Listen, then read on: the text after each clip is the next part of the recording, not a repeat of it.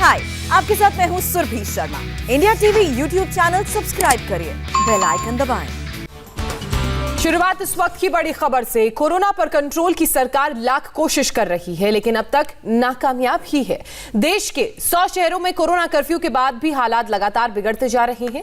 पिछले 24 घंटे में कोरोना के 1,31,787 मामले सामने आए हैं, जबकि 24 घंटे में ही कोरोना से 802 लोगों ने अपनी जान गंवाई है। दिल्ली के सर गंगाराम अस्पताल की बात करें तो यहां के 37 डॉक्टर्स कोरोना पॉजिटिव हो गए हैं, जबकि सारे डॉक्टर्स वैक्सीन के दोनों डोज ले चुके हैं। देश के लगभग 100 शहरों में इस वक्त कोरोना कर्फ्यू है। तो इस वक्त की बड़ी खबर हम आपको बता रहे हैं, जहां एक तरफ सरकार कोरोना को कंट्रोल करने की तमाम कोशिशें कर रही है, लेकिन बावजूद उसके हाथ अगर कुछ लग रहा है तो वो है नाकामयाबी। देश के 100 शहरों में जो कोरोना के हालात हैं वो आपसे छिपे नहीं हैं। कोरोना कर्फ्यू यहां पर हो गया है, उसके बाद भी लगातार नंबर बढ़ रहे हैं। 10 बजे से लेकर 5 बजे तक पूर्ण रूप से कर्फ्यू रहेगा।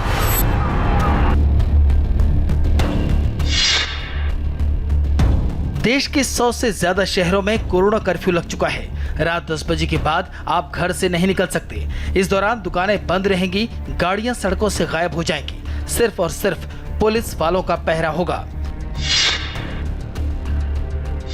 महाराष्ट्र में अलग अलग रेलवे स्टेशन की तस्वीर है।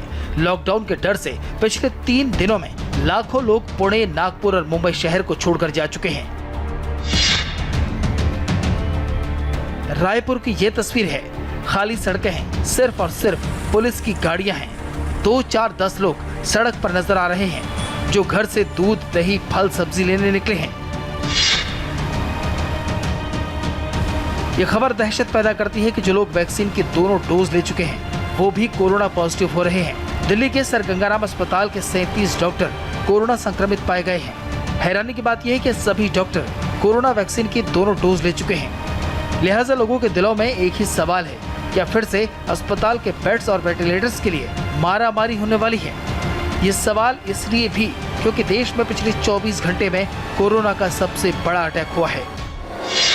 एक दिन में 1,31,787 नए मरीज मिले हैं, जबकि 802 लोगों की मौत हुई है। पिछले साल महामारी शुरू होने के बाद से अब तक ये पहली बार है जब एक दिन में इतनी बड़ी संख्या में लोग संक्रमित हुए हैं। ऐसा लग रहा है कि सेकंड वेव वायरस के पहले प्रहार से ज्यादा भयानक है। डराने वाली बात यह है कि देश में न सिर्फ कोरोना के केस बढ़ रहे हैं, बल्कि अब कोरोना का रिकवरी रेट घट रहा है तो मौत की दर बढ़ने लगी है, और इसकी वजह सिर्फ और सिर्फ लोगों की लापरवाही है। वायरस को कंटेन करने के लिए एक अहम तरीका है कि हम ह्यूमन होस्ट को कंटेन करें। मैंने पहले भी कहा था, ये कोरोना एक ऐसी चीज है कि जब तक आप उसको लेकर के नहीं आओगे घर में नहीं आता है, और इसलिए ह्यूमन सोर्स जो है हर एक को हमने जागरूक करना पड़ेगा, उसने नियमों का पालन करना होगा। ये बहुत आवश्यक है। सिर्फ 3 हफ्ते में देश में कोरोना के केस 276% और मौत का आंकड़ा 281% के पार जा चुका है। 18 से 24 मार्च के बीच 2,73,000 केस मिले और 1,320 लोगों की मौत हुई। 25 से 31 मार्च के हफ्ते में 3,74,000 नए केस मिले और 1,977 लोगों की मौत हुई। 1 से 7 अप्रैल के बीच कोरोना के नए केस की संख्या 6,23,000 निकली और मरने वालों की संख्या रही 3,464।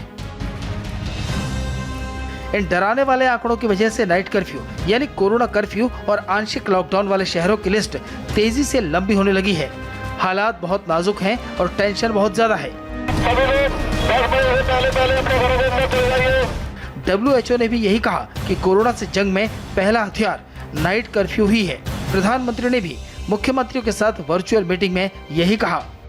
जहां पर रात्रि कर्फ्यू का प्रयोग हो रहा है वहां मेरा आग्रह है कि उसके लिए शब्द प्रयोग हमेशा करें, कोरोना कर्फ्यू, ताकि कोरोना के प्रति एक सजगता बनी रहे। कुछ लोग ये इंटेलेक्चुअल डिबेट करते हैं कि क्या कोरोना रात को ही आता है। हकीकत में दुनिया ने भी ये रात्रि कर्फ्यू के प्रयोग को स्वीकार किया है।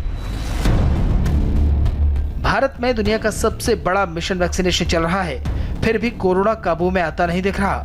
कोरोना की दूसरी लहर रोज घातक होती जा रही है। दिल्ली में 24 घंटे में 7,437 नए मामले सामने आ रहे हैं, जबकि 24 घंटे में 24 लोगों की मौत हुई है। पूरे एनसीआर में कोरोना कर्फ्यू लागू है।